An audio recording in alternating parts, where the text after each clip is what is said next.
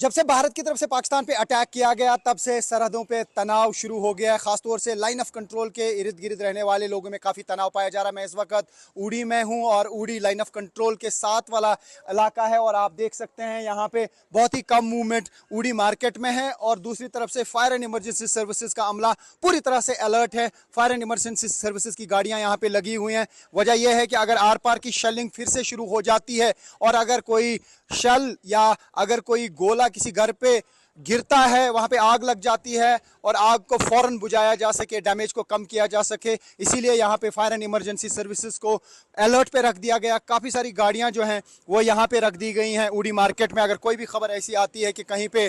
Shelling शुरू हुई, कहीं पे फायरिंग शुरू हुई या किसी घर को नुकसान पहुँचा, घर पे कोई गोला गिरा, तो फौरन ये गाड़ियाँ वहाँ की तरफ रवाना की जाएंगी। ये पूरा आप देख सकते हैं काफ़ी सारा अमला है फायर एंड इमरजेंसी सर्विसेज का। इन्होंने गाड़ियों में पानी भर के रखा है और अगर कहीं से भी कोई कॉल आती है कि कहीं पे किसी घर में आग लग गई या कहीं पे कोई गोला गिरा जिसकी वजह से आग लग गई, तो फ़ौरन इन गाड़ियों को रवाना किया जा सकता है। यानी पूरी तैयारी यहाँ पे की जा रही है। एक तरफ से इंडियन आर्मी अलर्ट है, बीएसएफ अलर्ट है, जितने भी सुरक्षा बल हैं वो अलर्ट हैं, इवन एयरफोर्स और नेवी भी जगह जगह पे अलर्ट है। लेकिन उसके साथ में हेल्थ सर्विसेज का अमला भी अलर्ट है और फायर एंड इमरजेंसी सर्विसेज का अमला भी अलर्ट है। लेकिन मैं आपको बता दूं कि जब से भारत की तरफ से पाकिस्तान पे अटैक किया गया उसके बाद इंडियन आर्मी और पाकिस्तान आर्मी के दरमियान एक्सचेंज ऑफ फायर हुआ, क्योंकि अटैक के फ़ौरन बाद पाकिस्तानी आर्मी की तरफ से इंडियन आर्मी के बंकर्स पे फायरिंग की गई, सीज फायर वायलेशन हुई और उसके साथ साथ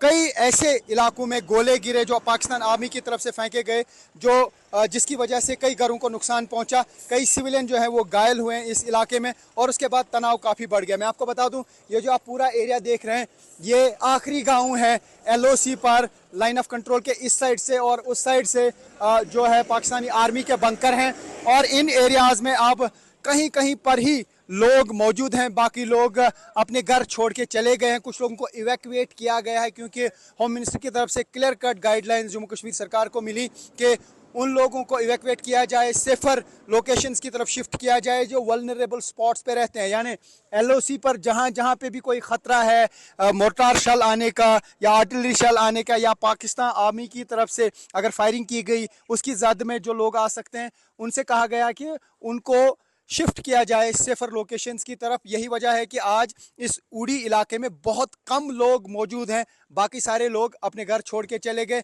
कुछ लोग अपनी मर्जी से गए, कुछ लोगों को इवैक्यूएट किया गया क्योंकि उनको उन एरियाज़ में ख़तरा हो सकता था। तो फिलहाल लाइन ऑफ कंट्रोल और इंटरनेशनल बॉर्डर पर जम्मू कश्मीर में काफ़ी तनाव पाया जा रहा है और अभी कब तक ये सूरत हाल रहेगी ये कह पाना मुश्किल है। फिलहाल बीच बीच में ये कहा जा सकता है कि कोई फायरिंग वगैरह की आवाज़ नहीं सुनी जाती है, क्योंकि जो ही भारत की तरफ से अटैक किया गया उसके बाद तकरीबन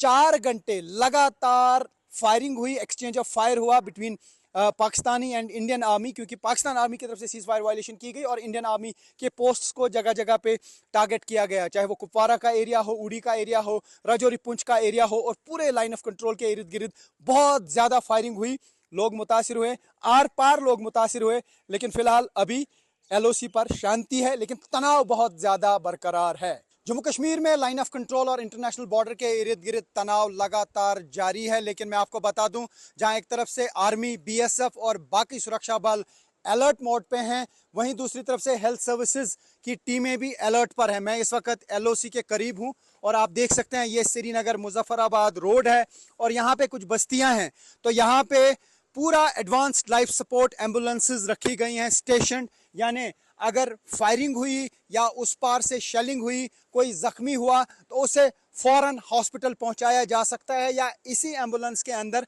उसका इलाज किया जा सकता है। यहाँ पे इर्द गिर्द आर्मी और बीएसएफ की पोस्ट हैं जो मैं दिखाना नहीं चाहूँगा, लेकिन आप देख सकते हैं ये एडवांस्ड लाइफ सपोर्ट एम्बुलेंस है। इसी तरीके से कई जगहों पे स्टेशन कर दी गई हैं एम्बुलेंसेस, ताकि अगर कोई भी सिचुएशन ऐसी पैदा हो जाती है जहाँ पे कोई घायल हो जाए, उसे फ़ौरन हॉस्पिटल पहुँचाना पड़े या उसे स्पॉट पे ही इलाज करना पड़े, तो ये एम्बुलेंस फ़ौरन वहाँ जाएगी और वहाँ पे किसी भी घायल शख्स का इलाज करेगी या उसे फ़ौरन हॉस्पिटल पहुँचाया जा सकता है। तो ये एडवांस लाइफ सपोर्ट एम्बुलेंस इस वक्त उन जगहों पे हैं जो दूर दराज इलाके हैं, जहाँ पे ज़्यादा हेल्थ फैसिलिटीज़ अवेलेबल नहीं हैं, तो ये वाला पूरा एरिया जो है ये लाइन ऑफ कंट्रोल के एरियाज हैं और इसी तरीके से काफ़ी जगहों पे एम्बुलेंसेस को स्टेशन कर दिया गया है ताकि किसी भी सूरत हाल से निपटा जा सके। Rifat Abdullah, news 18 India, line of